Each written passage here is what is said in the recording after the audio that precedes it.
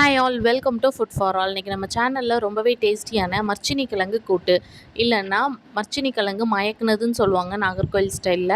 அந்த ரெசிபி தான் எப்படி பண்ணுறதுன்னு பார்க்க போகிறோம். வாங்க பார்க்கலாம். கிழங்க நல்லா துண்டு துண்டாக வெட்டிட்டு அது மூழ்கிற அளவுக்கு தண்ணி வச்சு நல்லா கொதிக்க விட்டுக்கலாம். சில கிழங்கு சீக்கிரமாகவே வெந்துடும், சில கிழங்கு கொஞ்சம் லேட் ஆகும். இந்த மாதிரி மயக்கிறதுக்கு நல்லா மசிய வேக வைக்கணும். இந்தளவுக்கு நல்லா மசிய வெந்ததுக்கப்புறமா அதில் உள்ள தண்ணியை வடிச்சிட்டு இதுக்கு ஒரு மசாலா ரெடி பண்ணிடலாம்.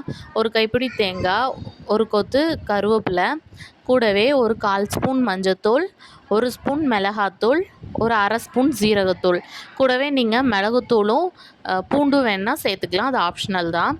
இப்போ இது எல்லாத்தையும் நல்லா தண்ணி ஊற்றி ஃபைன் பேஸ்ட்டாக அரைச்சி எடுத்துகிட்டு வந்துடலாம். இதை அரைச்சி எடுத்துகிட்டு வந்துட்டு நீங்கள் மீன் குழம்புக்கு கரைச்ச மிச்ச புளி இருந்துச்சுன்னா 1 இன்ச்சு புளியை நல்லா கரைச்சி இது கூட சேர்த்துக்கலாம்.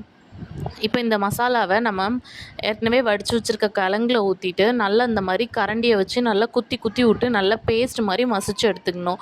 நாகர்கோவில் சைடில் இதுக்கு ஒரு துடுப்பு மாதிரி வச்சுருப்பாங்க, அதை வச்சு தான் மசிப்பாங்க. நம்மக்கிட்ட அந்த துடுப்பு இல்லை, அதனால் நம்ம கரண்டி வச்சே நல்லா இந்தளவுக்கு மசிச்சு எடுத்துக்கலாம்.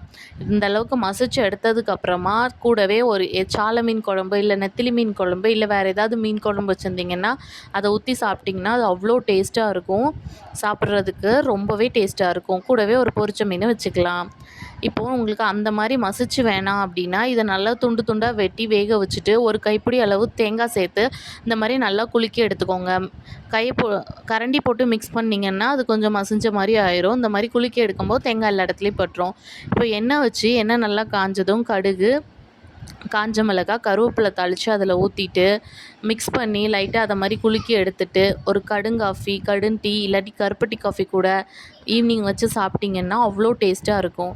சூப்பரான மர்ச்சினி கிழங்கு கூட்டு ரெடி. எப்படி இருக்குன்னு செஞ்சு பார்த்துட்டு மறக்காமல் கமெண்ட்ஸில் சொல்லுங்கள். நம்ம சேனலை மறக்காமல் சப்ஸ்கிரைப் பண்ணிக்கோங்க. பாய்.